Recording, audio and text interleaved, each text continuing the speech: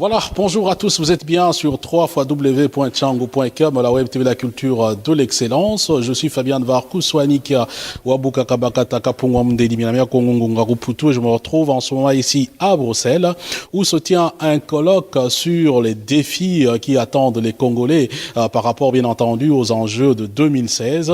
Quelles en sont les causes exogènes ou endogènes qui favorisent la dictature en République démocratique du Congo? Eh bien, tout ce thème ont été développé aujourd'hui et le colloque est organisé par la Convention des Congolais de l'étranger. Plusieurs intervenants, en tout cas de très bonne qualité, et avec aussi des débats qui ont pu en tout cas satisfaire tout le monde. Je vous propose dans cette émission, que dis-je, dans cet élément, d'abord l'interview que nous a accordée Madame Séverine Tchimini, qui est donc la présidente de la Convention des Congolais de l'étranger. Merci de m'avoir donné la parole. Pour 2016, tout ce que la Convention veut, et surtout l'Assemblée, c'est qu'on puisse créer une commission qui va s'occuper de suivi des élections pour l'année 2016. Et en dehors de ça, est-ce que vous n'avez pas levé une option en ce qui concerne toutes les questions politiques? Parce qu'il me semble bien, en invitant des candidats à l'élection présidentielle, certainement que vous êtes intéressé par la problématique notamment du respect de la Constitution, du dialogue et ainsi de suite. Qu'est-ce que vous avez pu lever comme option par rapport à tous ces éléments? Alors, il était important pour nous, à la croisée des chemins, d'inviter les présidentiables. On n'a pas voulu prendre les présidentiables qui sont au pays. On s'est dit, en tant que diaspora, en tant ici, on peut aussi prendre les présidentiables qui sortent, qui émergent d'ici. Et c'est ainsi qu'on a fait ce choix-là. Et du coup, finalement, l'option qui a été levée, c'est qu'on va procéder à créer une commission qui va s'occuper des primaires de présidentiables de la diaspora, parce qu'on estime que si on part chacun de son côté égoïstement, on ne va pas y arriver. Mais l'option qui sera levée, c'est de présenter un candidat de la diaspora qui puisse aller représenter tout le monde au Congo. Alors après cette conférence, quelle sera la suite des actions de la Convention des Congolais de l'étranger? Alors, il y a eu beaucoup de résolutions. Il y en a eu 12 et on a retenu 10. Il y a une commission qui va s'occuper du suivi, parce que c'est bien de venir, de faire de longs discours, de parler, d'échanger, comme on a fait là. Le cadre était pour qu'on puisse échanger. Mais il y a une commission qui est créée, qui va être pilotée par Madame Mandaïla pour le suivi de ces colloques. Ça ne va pas rester lettre morte, mais il va y avoir un suivi. Merci à Madame Tchimini. Donc, je rappelle, elle est la présidente de la Convention des Congolais de l'étranger. Alors, dans les débats, il est ressorti un fait majeur, c'est que, on constate très souvent en République démocratique du Congo et en Afrique un manque de respect de la parole donnée. Et d'ailleurs, le professeur Ilunga, qui a fait ce genre de recherche, ne dit pas autre chose. Il précise que, l'une des causes de l'échec de certains projets en Afrique, surtout des projets politiques, c'est que les gens savent lier difficilement l'acte à la parole ou la parole à l'acte. Il est au micro, il est à notre micro. Il nous donne un peu quelques éclairages en ce qui concerne justement ce phénomène. En fait, c'est quelque chose qui se rencontre dans presque toutes les cultures, mais j'ai essayé de mettre le point sur le fait que pour l'Afrique, c'est un peu exagéré. C'est-à-dire, le pourcentage est très exagéré des gens qui ne respectent pas leurs paroles. Voilà. Est-ce que vous avez, parce que comme on l'a dit dans la salle, on a connu l'exemple de grandes personnalités africaines, on a cité Thomas Sankara, Lumumba, Laurent Désiré Kabila, Kwame Nkrumah et tous les autres qui, eux, malheureusement, ont subi un sort tragique tout simplement parce qu'ils ont lié leurs paroles à l'acte. Est-ce que vous ne pensez pas que de ce point de vue-là, comme dans la salle aussi, les gens ont pensé que peut-être que vous êtes un peu trop afro-pessimiste? Non, je suis optimiste. La preuve, c'est que je rentre en Afrique régulièrement pour donner cours et donner des conférences. C'est vrai, nous avons eu des exemples des gens qui, sur le plan politique, ont essayé de faire correspondre leurs paroles à leurs actes. Bon, je le dis dans l'article parce que je ne pouvais pas parler de tout ça dans la conférence. Par exemple, les gens comme les Sankara, comme les Lissouba, comme les Kabila pères ont été assassinés parce que ça faisait souvent exemple de ceux qui mettent leurs paroles en acte. D'accord ? Au niveau politique, au niveau du continent. Mais ce que j'essaie de dire, c'est que cela doit devenir une préoccupation de chaque citoyen africain. La capacité à respecter la parole donnée, bien sûr à négocier aussi, parce qu'il y a partie négociation, etc. Mais notre dignité, je pense, la dignité de chacun de nous tient au fait qu'on se respecte et on respecte sa parole. Et vous avez insisté sur la citoyenneté.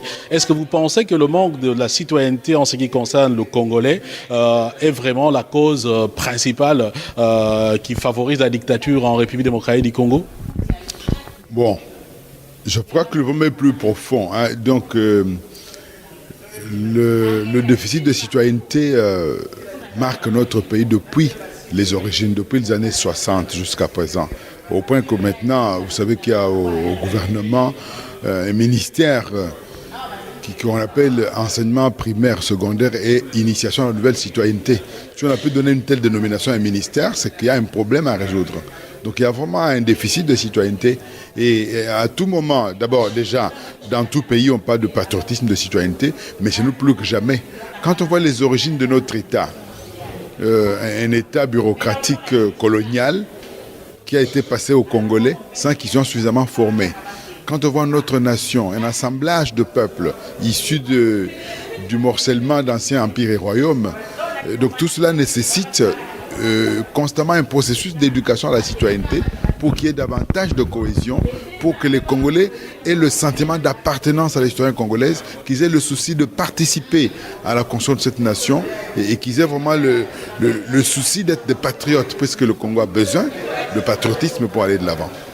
Mais maintenant, pour un observateur qui vous suit en ce moment ici, surtout si cet observateur est congolais, il risquera de vous dire, mais tiens, mais que dit le professeur ? Quand on sait que dans ce pays-là, du moins, en tout cas en ce qui concerne les discours qui est les plus répandus, on se dit, mais ce pays a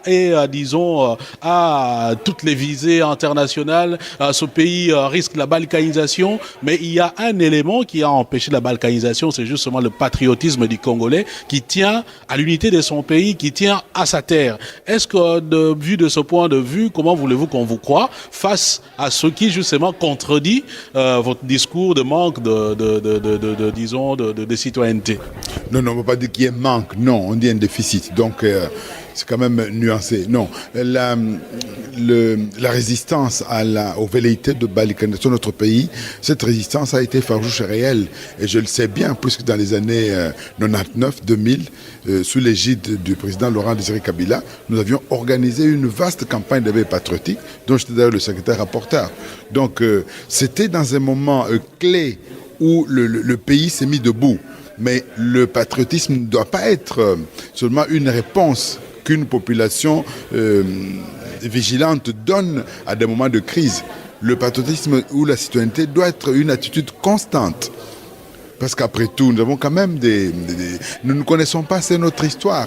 Nous ne connaissons pas assez l'apport que tous les Congolais ont donné à la construction de nos diverses provinces. Nous sommes parfois tentés par des discriminations sur base d'origine.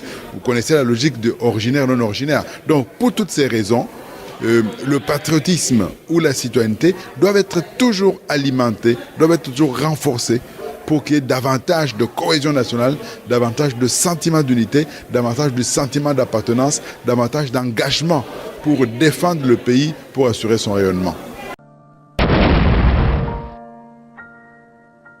Voilà, M. Mampaka, vous avez été invité justement pour suivre ce colloque de la Convention des Congolais de l'étranger en tant que quelqu'un d'origine congolaise qui a en tout cas pignon sur rue, comme on dit ici en Belgique. Finalement, au sortir, quelle impression avez-vous et quel est le message que vous avez pu lancer, que vous avez aussi reçu en tout cas de vos anciens compatriotes qui se sont réunis ici à Bruxelles, qui est votre terroir dans une certaine mesure? D'abord, je le remercie d'avoir pensé à m'associer ou à m'inviter pour l'ouverture de la clôture des travaux.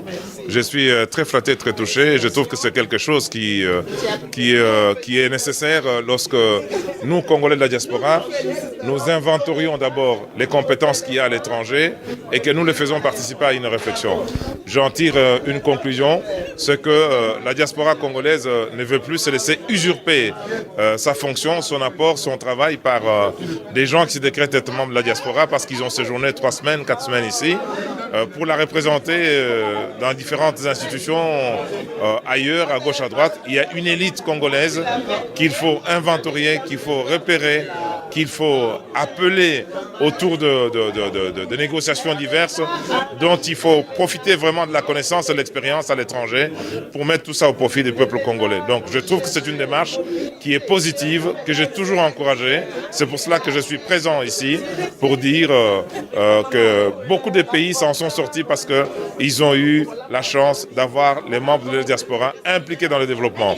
J'en veux pour preuve la Tchécoslovaquie, mais je n'ai pas le temps de citer les nombreux exemples. Gandhi était un exilé en Afrique du Sud, Lénine était exilé en Suisse. Donc je suis persuadé que nos frères qui sont à Kinshasa doivent vraiment inclure dans leur projection, dans leur façon de vivre, une diaspora qui n'est pas ennemie, mais une diaspora qui est participative, une diaspora qui est créative, une diaspora qui fait des suggestions, une diaspora qui a acquis de l'expérience à l'extérieur, une diaspora qui est crédible, une diaspora qui doit être respectée et consultée, écoutée et entendue, comme ça se fait dans tous les pays du monde, en Israël, en Russie et même dans d'autres grandes nations.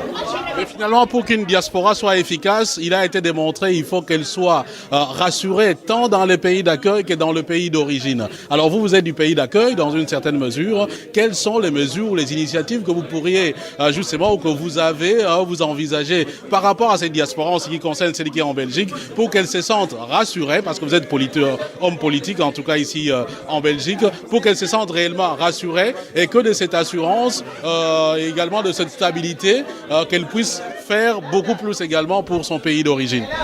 Ce que vous dites est important, surtout en ce moment où il y a un racisme qui ne cache plus son visage en Europe. Le succès de Marine et Marion Le Pen nous montre que l'Europe qu'on croit si accueillante, la manière dont les immigrants sont ballottés à gauche, à droite, prouve que dans ces conditions, la diaspora congolaise a besoin d'abord de se trouver les moyens de se protéger elle-même en tant qu'une partie de cette immigration non désirée, non organisée, non programmée par l'Europe tout simplement. Dans ma fonction, avec quelques-uns des amis qui font un peu de politique avec nous, je peux dire que nous faisons un lobby le plus et les plus puissants, les plus efficaces que nous pouvons faire aujourd'hui auprès des autorités pour que les mesures qui touchent directement la communauté congolaise, et je vais en citer une, notamment les questions d'équivalence de diplôme pour lesquelles le gouvernement belge vient de reconnaître qu'un enfant qui quitte au Congo les humanités supérieures peut être admis dans l'enseignement supérieur dans notre pays aujourd'hui. Ce sont des choses qu'on fait dans les coulisses, en stummeling comme on dit dans notre jargon belge, n'est-ce pas, sans tambour ni trompette, pour permettre quand même à l'immigration congolaise, essentiellement en Belgique, de pouvoir, comment dirais-je, éviter toute une série de tracasseries administratives qui ne cessent de se compliquer pour tous les immigrés, mais davantage pour les Congolais.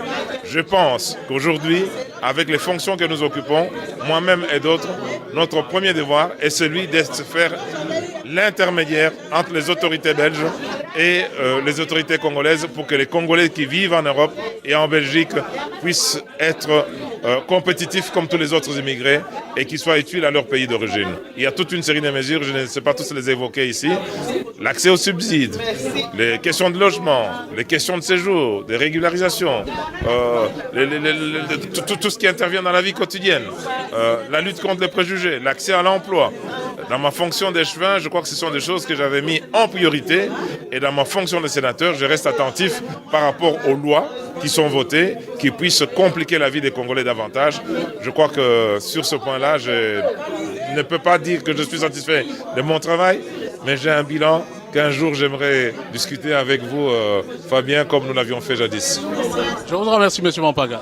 C'est moi qui vous remercie et je vous attends toujours au Sénat pour qu'on puisse éventuellement creuser cette dernière question en profondeur pour voir qu'est-ce que la diaspora politique congolaise a pu amener à la communauté congolaise en Europe aujourd'hui et qu'est-ce qu'il lui reste à faire par rapport à ce climat qui est un climat nauséabond, dangereux pour tous les immigrés et plus particulièrement pour les Congolais. C'est promis, ça sera fait en tout cas, merci. Merci Fabien. Voilà, nous continuons donc à suivre ce colloque pour vous. Il est annoncé un débat entre différents présidentiables, du moins ceux qui sont annoncés comme tels et qui sont dans la diaspora. Nous allons donc nous faire un plaisir, si tout va bien, de pouvoir animer un des débats en ce qui concerne la politique intérieure de la République démocratique du Congo. Je vous retrouverai certainement pour vous donner de plus amples détails dans la prochaine livraison. D'ici là, en tout cas, portez-vous très très bien. Peace and love, frères. Ainsi soit-il. Et ce qui est dit est dit.